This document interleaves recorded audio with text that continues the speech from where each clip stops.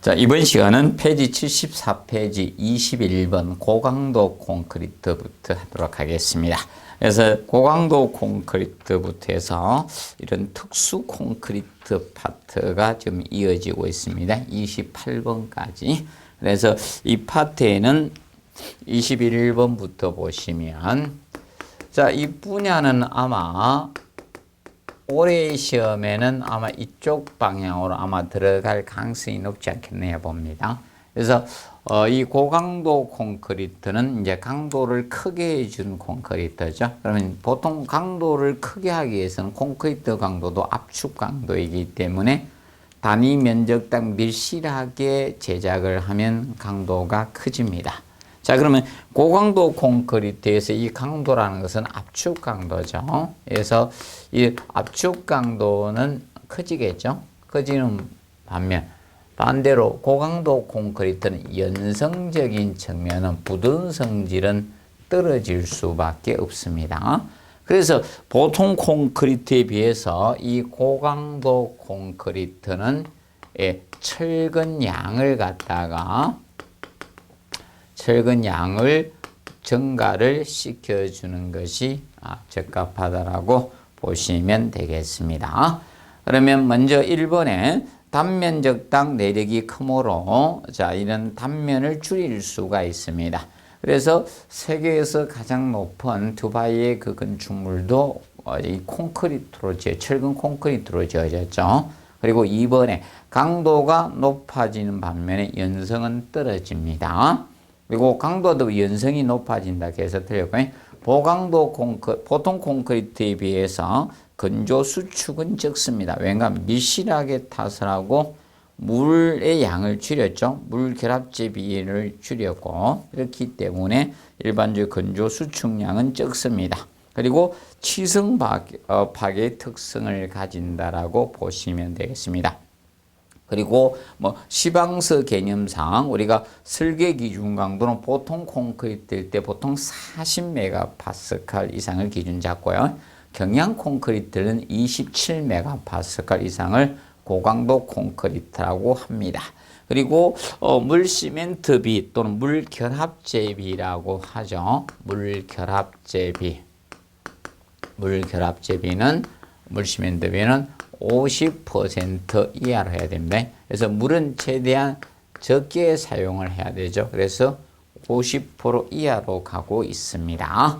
그리고 이제 슬럼프는 150mm죠. 슬럼프 치는 슬럼프 값은 치라고도 하고 값이 콘크리트의 유동성 시공 연도를 나타낸 슬럼프 값이죠.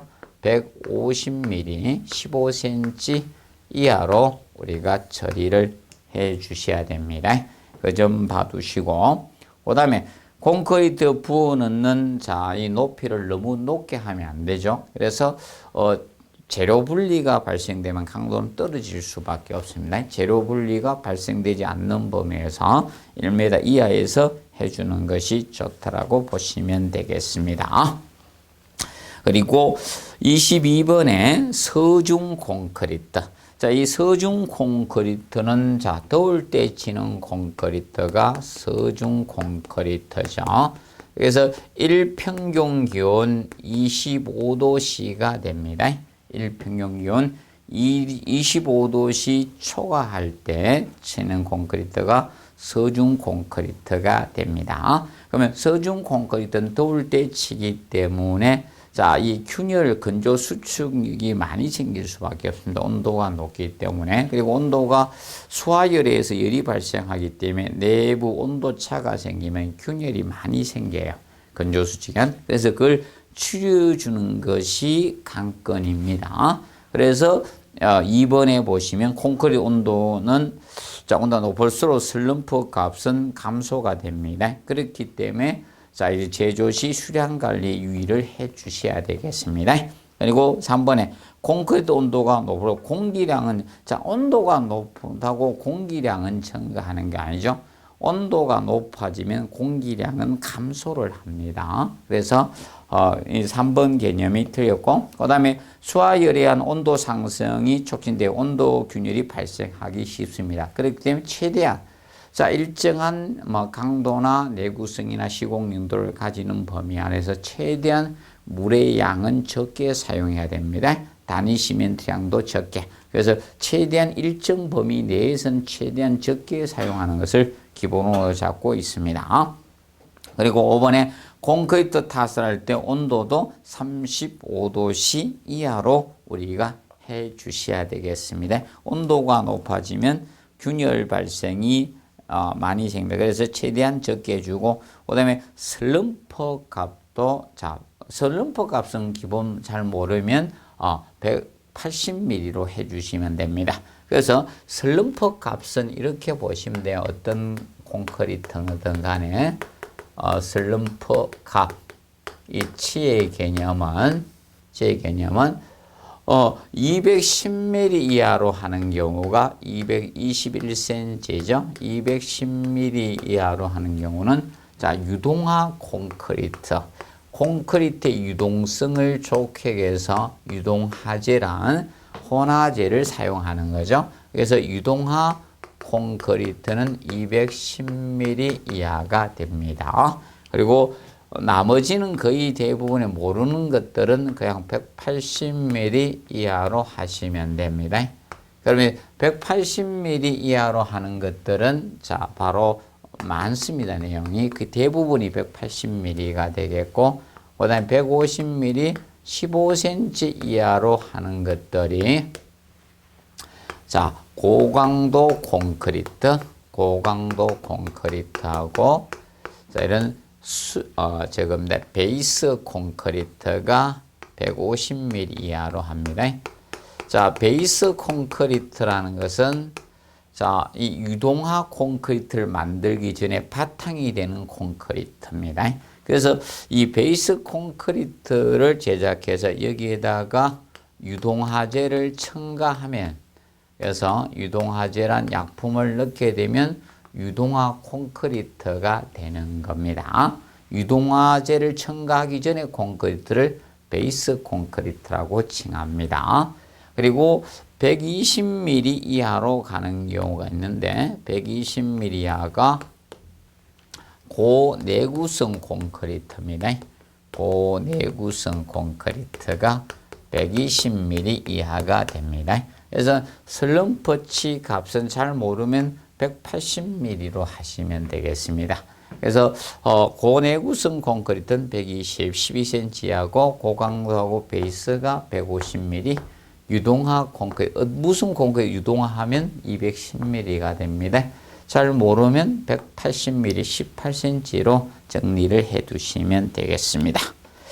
그 다음에 23번 문제 보시면, 자, 프리스테스 콘크리트 공사에 관한 설명으로 옳지 않는 것은 먼저 1번에 자, 프리스테스 콘크리트라는 것은 이것을 프리스테스 콘크리트라고 하죠. 미리 압축의 응력을 가해서 힘 강도를 증가시키는 콘크리트가 프리스테스 콘크리트라고 보시면 됩니다.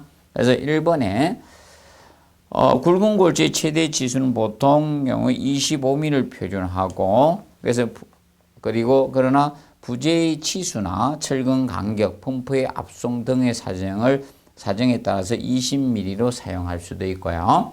그 다음에 2번에 프리스테스 콘크리트 그라우트에 사용하는 혼화재는 블리딩 발생이 없는 것을 사용해야 됩니다. 왜냐, 프리스테스 콘크리트는 보통 적은 단면으로 큰 하중을 받도록 고강도를 거의 쓰고 있습니다. 그렇기 때문에 균열이 발생해서는 안 됩니다. 그래서 블리딩률이 거의 없는 것을 사용을 해야 됩니다. 그리고 3번에 프리스테스 콘크리트의 그라우트와 물 결합 재비, 그라우트의 물 결합 재비.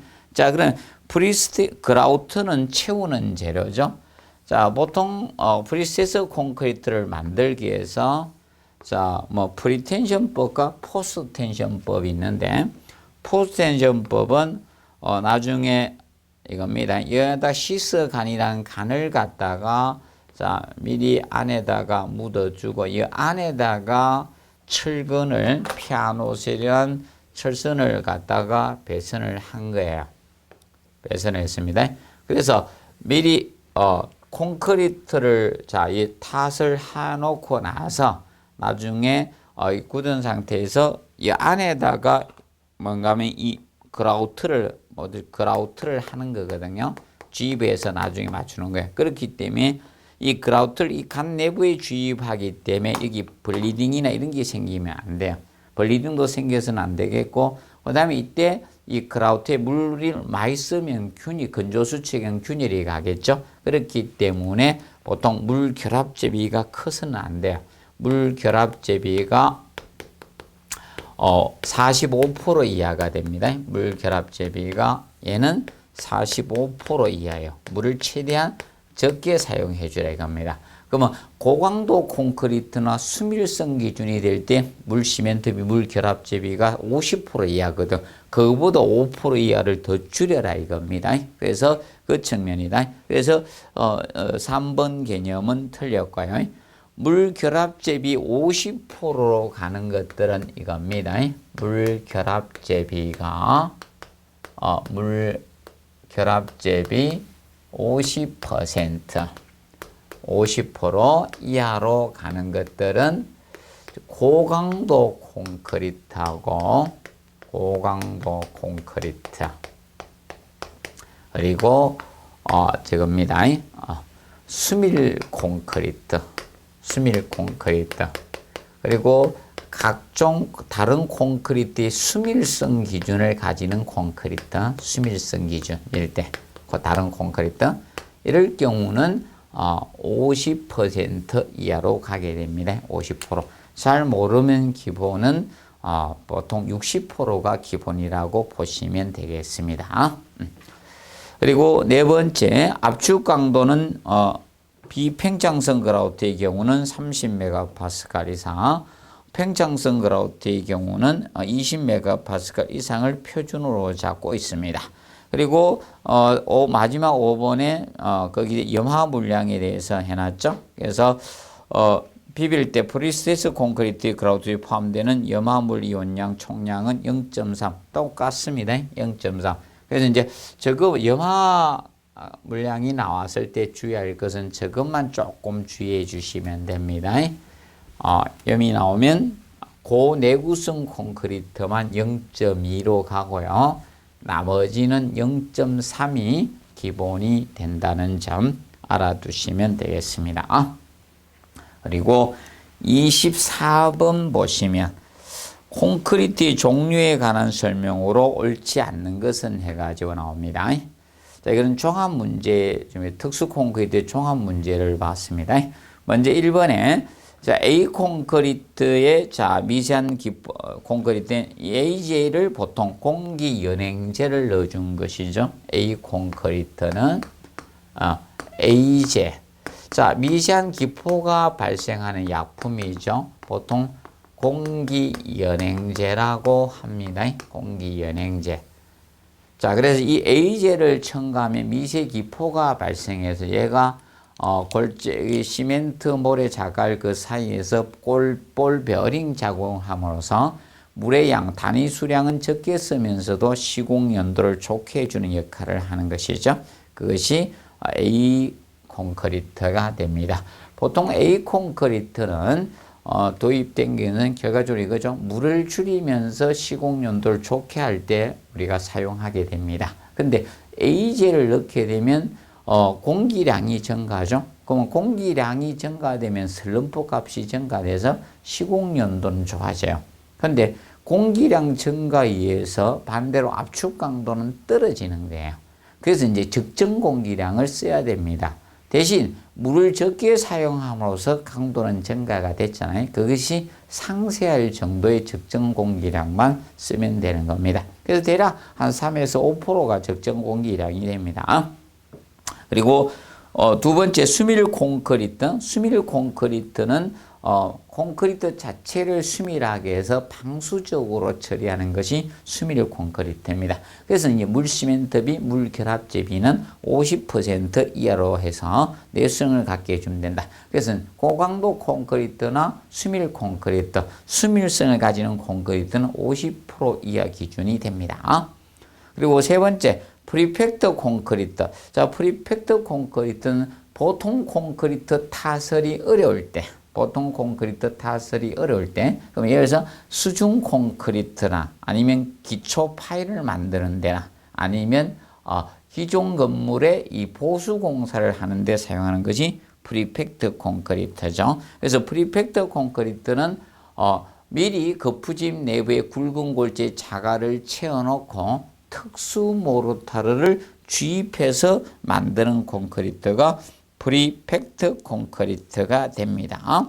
그래서 그 점을 우리가 알아두시고, 그래서 이제 프리팩트 콘크리트의 특성은 기존 이 구조물이나 콘크리트하고 부착성이 좋습니다. 그래서 기존 건물의 보수 공사에 많이 활용이 되고요. 그리고 얘는 건조 수축이 적어요. 그래서 건조 수축이 적다는 것은 균열이 적게 생긴다는 겁니다. 보통 콘크리트에 비해서. 그래서 우리가 이게 좋고, 그 다음에 이제 염료 이런 데 강하기 때문에 이제 수중 콘크리트, 이제 바다 같은 데 이런 데 많이 쓰고 있는 겁니다.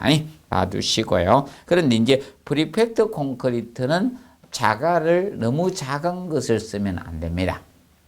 보통 모래와 자갈의 구분점은 5mm 이하는 우리가 모래고 5mm보다 크면 자갈이 되거든요. 원래 자갈과 모래의 구분은 5mm 이하냐 5mm 넘느냐에 따라서 모래와 자갈을 구분하는데, 그렇다고 5mm 넘는 걸 바로 자갈을 쓰면 안 됩니다. 왜냐하면 큰 자갈이 있는데 그 사이에 작은 자갈이 있으면 이거는 미리 거푸집 내부에 굵은 골재 채워놓고 모르타를 밀어넣기, 압력으로 밀어넣어야 되거든요. 특수 모르타를. 그러면 압력으로 밀어버리면 작은 자갈들이 구석구석 다 박혀버리죠. 그러면 중간에 비는 경우가 있습니다. 그래서 얘는 프리팩트 콘크리트의 최소 자갈은 자갈의 최소 지수는 15mm 이상은 돼야 됩니다.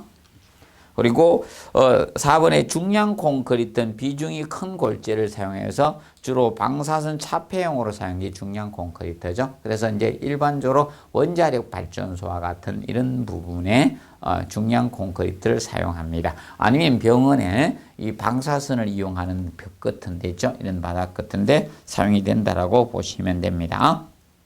그리고 5번에 프리스테스 콘크리트는 부재의 길이 방향에 스탯을 미리 가해서 부재의 압축 응력이 발생하지 않게 미리 압축 응력을 가해 준 거예요.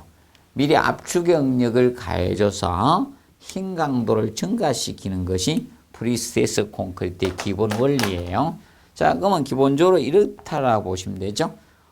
이건 다른 재료지만 제가 약간의 압축력을 가니까 안 떨어지잖아요. 아주 미세한 압축력만 줬거든요. 미리 압축 응력을 가해서 힘 강도를 증가시키는 콘크리트가 프리스테스 콘크리트가 됩니다. 자, 근데 프리스테스 콘크리트는 적은 단면으로도 큰 하중을 받을 수는 있어요. 그래서 부재 단면을 축소할 수가 있는데, 그래서 그러면서 자, 공장에서 만든 고강도 재료만 쓰다 보니까 이런 진동이 조금 심해요. 그리고 일반 철근 콘크리트에 비해서 내화성이 좀 떨어진다. 이렇게 보시면 돼요. 내화성적인 측면이 떨어진다라고 보시면 되겠습니다. 그 점 우리가 알아두시고요. 그 다음에 둘 다 고강도 재료를 쓴다는 것을 꼭 기억하세요.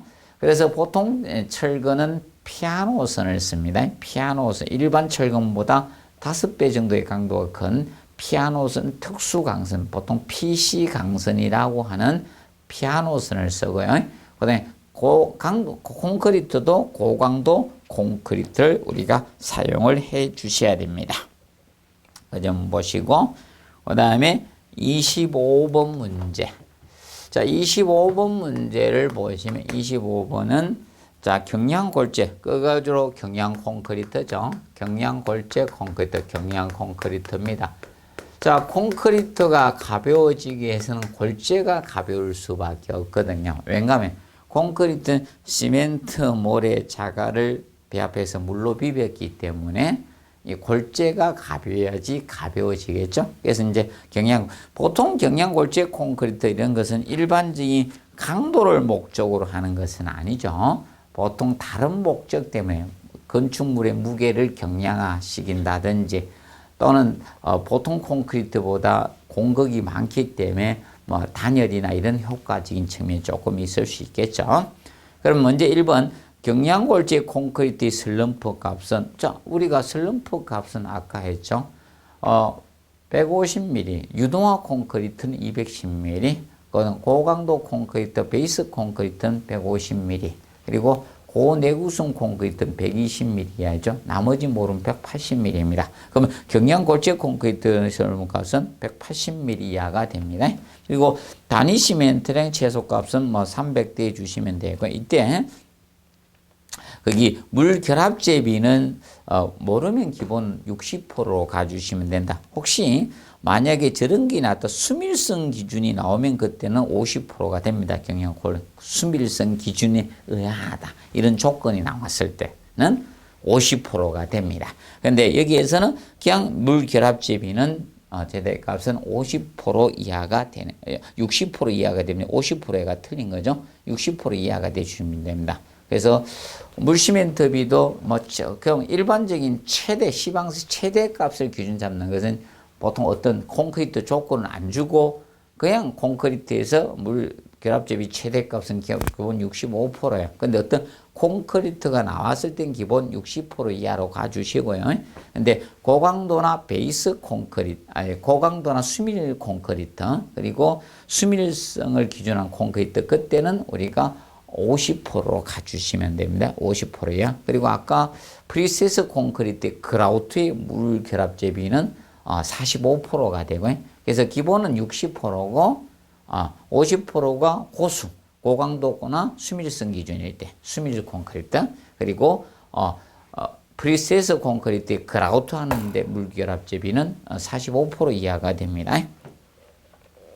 그리고 그래서 1번은 틀렸고, 그 다음에 2번 굵은 골재의 최대 지수는 뭐 기본 20mm 해주시면 되고, 그 다음에 3번 체크 잘 하시고, 골재 저장 중 골재에 때때로 물을 뿌려서 표면을 덮어 가능한 한 수분 상태를 유지해 주셔야 돼요. 왜 그런가 하면, 그냥 이 골재가 건조 상태에서 콘크리트 비빔에 넣게 되면 골재가, 이 비빌 물을 다 흡수해 버립니다. 그럼 비빔이 잘 안 됩니다. 그래서 미리 물을 뿌려 주셔야 됩니다. 그래서 보통 이 상태가 돼주는 게 좋습니다. 골재는 표면 건조, 내부 보수 상태. 표면은 건조하지만 내부에는 물이 꽉 찬 상태가 좋습니다.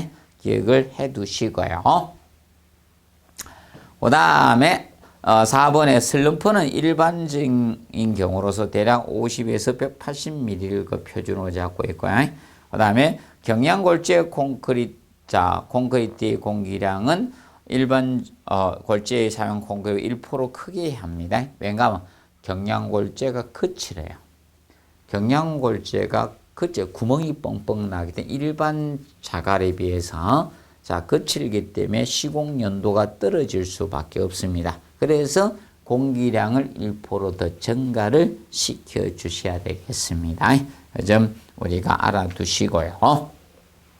그 다음에 26번에 프리팩트 콘크리트에 대해서 보도록 하겠습니다.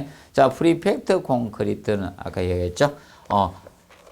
미리 거푸집 내부에 굵은 골재를 미리 넣어놓고 특수 모르타를 주입해서 만드는 콘크리트가 프리팩트 콘크리트가 됩니다. 그래서 이제 프리팩트 콘크리트는 그래서 일반적으로 저기 쓴다 했죠. 수중 콘크리트나 또는 기존 건물의 보수 공사나 아니면 저기에서 사용됩니다. 기초 파일 만들 때 이럴 때 말뚝 만들 때 사용하죠. 그래서 1번의 조기 강도는 작거나 장기 강도는 별 차이가 없습니다. 그래서 특수 모르타를 쓰다 보니까 다른 첨가제를 내요. 그래서 초반에는 강도가 잘 생기지는 않습니다. 그리고 2번에 기존 콘크리트나 철 부착이 잘 되어서 구조물 수리 개조에 유리하다. 그래서 보수 공사에 많이 활용되고 있고요. 그 다음에 세 번째, 재료 분리 수축이 보통 콘크리트가 커지는 게 아니고 감소합니다. 2분의 1 정도밖에 안 돼요. 그래서 균열이 적게 발생을 합니다. 그리고 4번에 굵은 골재를 부지를 그 사이 특수 모르드 집단은 압력으로 주입한 콘크리트가 바로 프리팩트 콘크리트 개념이 됩니다. 그리고 수밀성이 높고 내구성이 커요. 그렇다 보니까 우리가 교량 이런 데 있죠. 교각에도 이 프리팩트 콘크리트가 사용이 되고 있는 겁니다. 그리고 27번에 A 콘크리트에 관한 설명으로 옳지 않는 것. 자, A 콘크리트는 A제를 넣어준 콘크리트라고 했죠. A제 공기 연행제를 넣어준 콘크리트가 A 콘크리트입니다. 이 목적은 단위 수량을 줄이면서 시공 연도를 좋게 하기 위해서 이 A제를 우리가 사용을 합니다.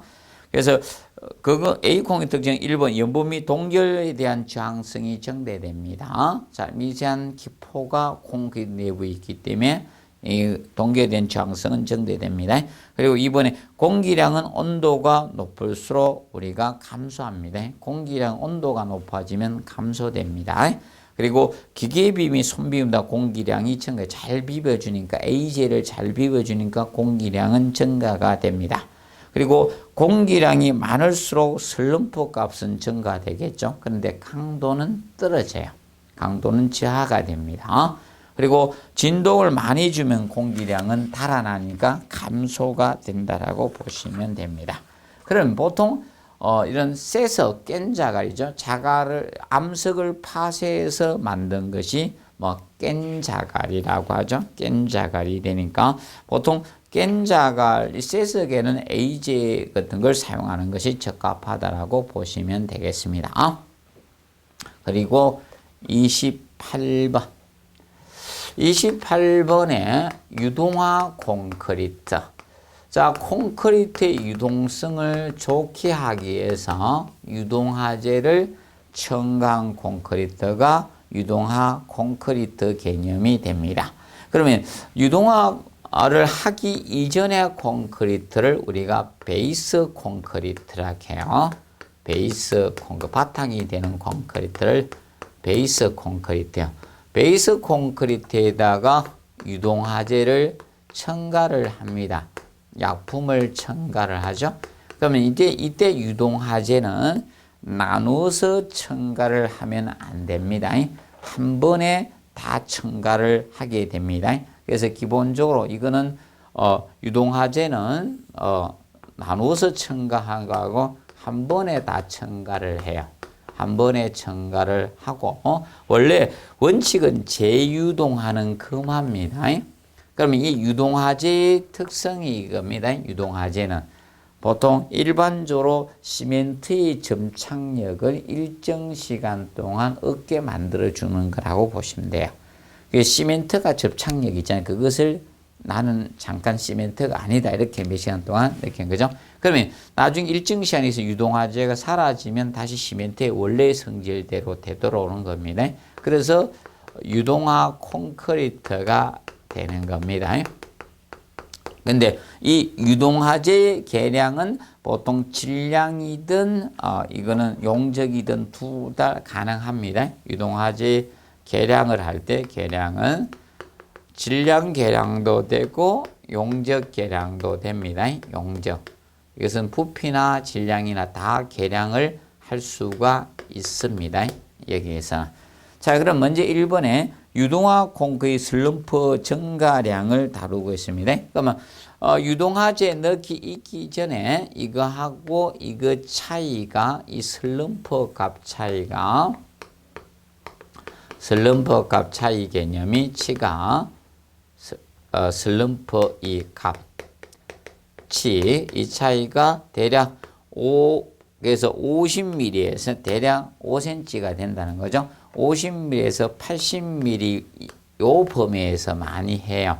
요 사이에서 최대가 100을 넘어서는 안 됩니다. 그래서 이 증가량이 너무 크면 안 돼요. 여기 슬럼프가 여기 슬럼프 값이 100mm 이하여야 되거든. 슬럼프 값이 100mm 이하가 돼야 됩니다. 그래서 보통 일반적으로 50에서 80mm 사이로 많이 하고 있습니다. 그래서 기억을 해두시고, 그래서 1번 개념이 틀렸고요.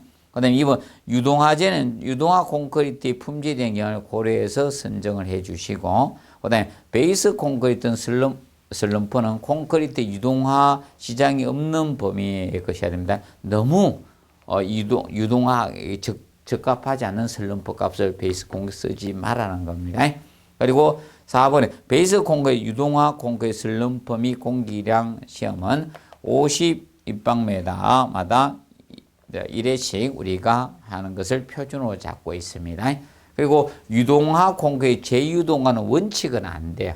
한번 넣고 말아야 하는 것이 기본 원칙인데 혹시 부득이하게 할 경우 담당은 성인이 일에 한해서 재유동화는 할 수가 있다는 점 간단히 알아두시고 약을 첨가할 때는 나누어서 첨가하는 게 한 번에 다 첨가를 합니다.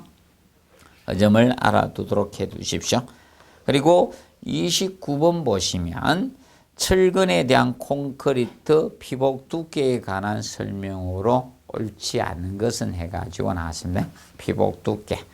자, 피복 두께적인 측면에서 먼저 1번에 철근과 콘크리트의 부착력 확보. 자, 보통 피복 두께에 대해서는 자, 이겁니다.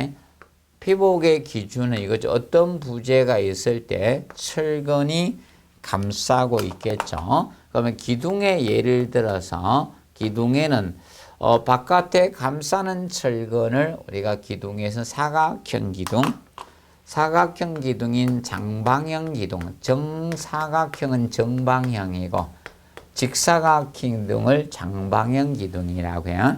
그러면 이 사각형 기둥에는 이 바깥에 띠철근이 감싸고 있겠죠. 띠철근이 이렇게 안에 주근을 감싸고 있는 거예요. 이 띠철근이 바깥쪽에 감싸고 있고 이것을 후퍼바 후퍼근이라고 합니다.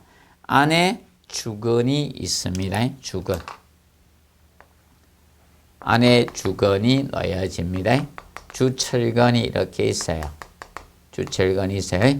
그러면 지금 현재 피복 두께라는 것은 이거죠. 가장 콘크리트 표면에서 가장 외단 있는 철근 표면까지 이 거리를 우리가 피복 두께라고 합니다. 피복 두께.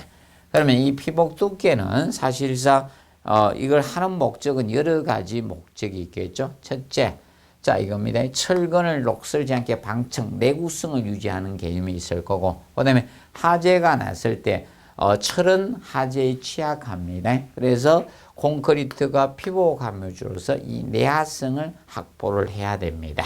그리고 일정 정도 피복 두께를 유지해야지 부착력이 생기겠죠. 너무 얇게 피복하고 있으면 부착력이 떨어져요. 그리고 뭐 이런 걸 위해서 피복 두께를 유지를 하고 있는 겁니다.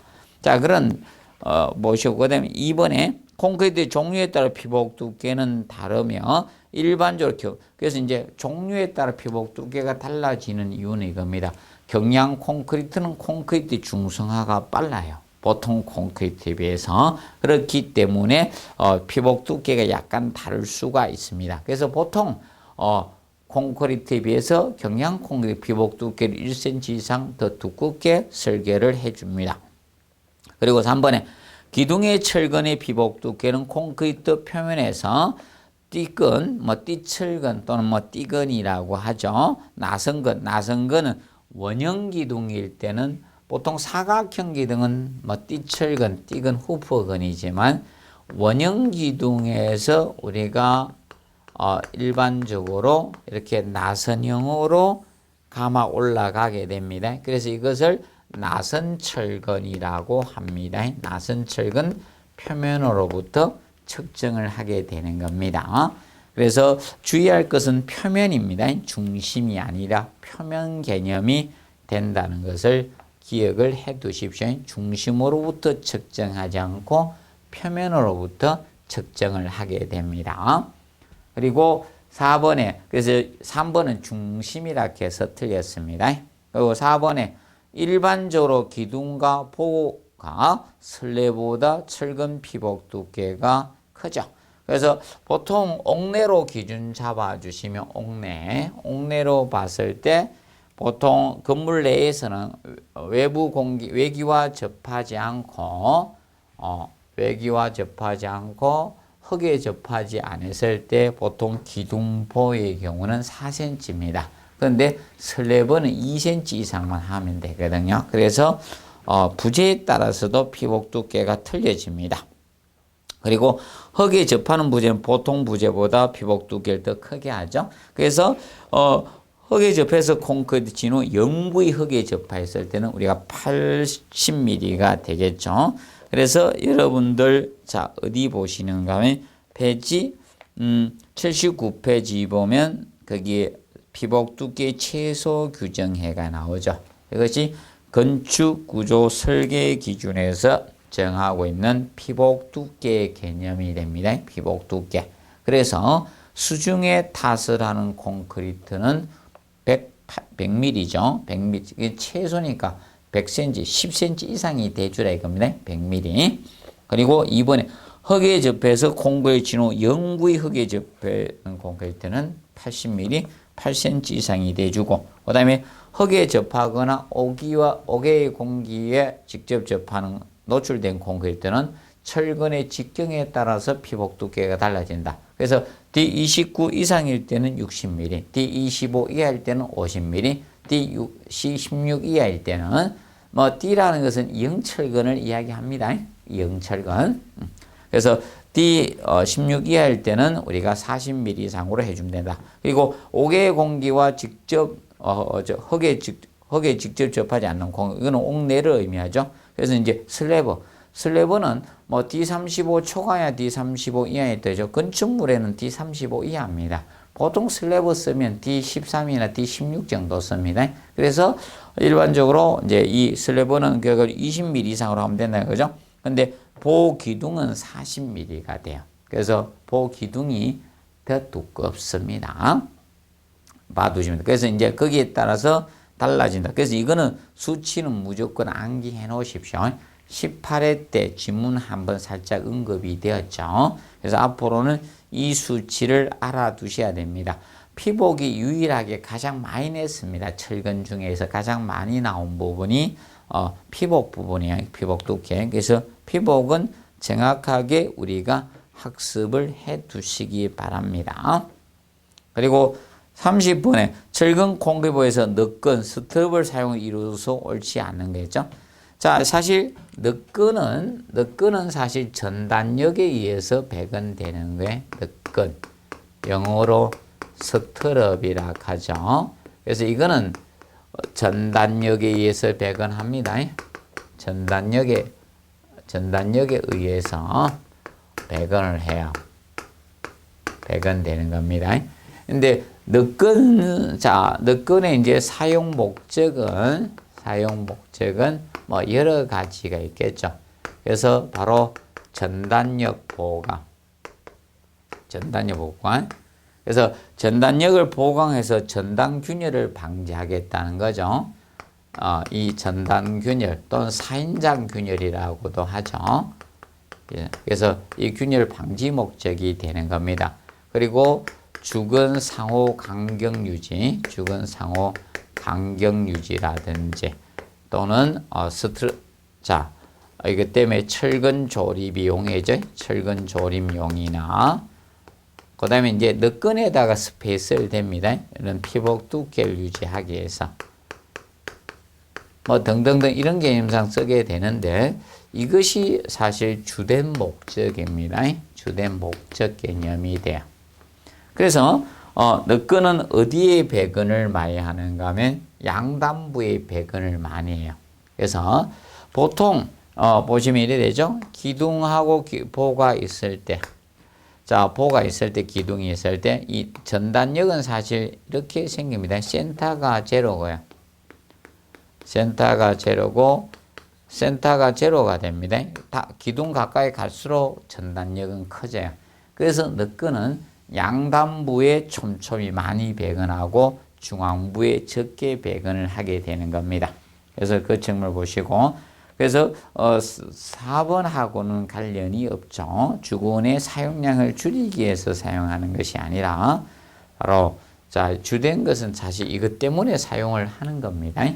그래서 개념적으로 정리를 해 두시면 되겠습니다. 봐두시고. 그 다음에 31번 문제 보시면 철근 공사에 관한 설명으로 옳지 않는 것. 철근 이음 방법은 겹침이음, 기계적 이음, 용접 이음으로 구분할 수 있죠. 보통 일반 건축 공사에서 많이 쓰는 것은 겹침 이음을 많이 쓰고 있습니다. 그리고 이번에 이형철근은 콘크리트와 철근의 부착을 돕기 위해서 철근 표면에 리브와 마디를 갖게 한 것이 바로 이형철근이죠. 그래서 이형철근은 원형철근보다 부착력이 좋아요. 원형철근보다 이 부착력이 증가됩니다.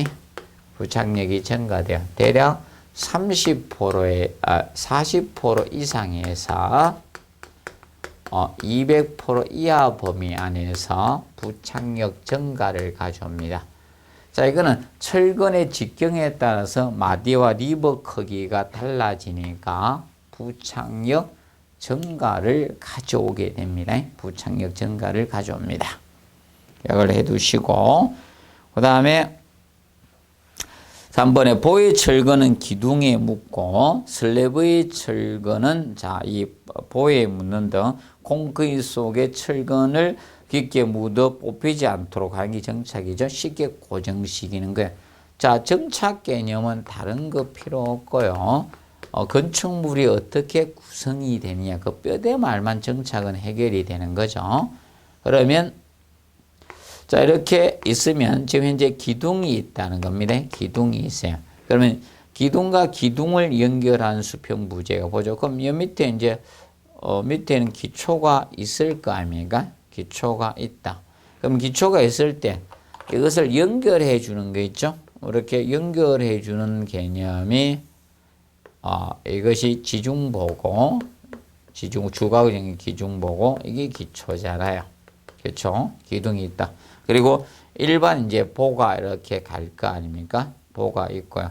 만약에 슬래브가 크면 이것이 큰 보가 되겠죠?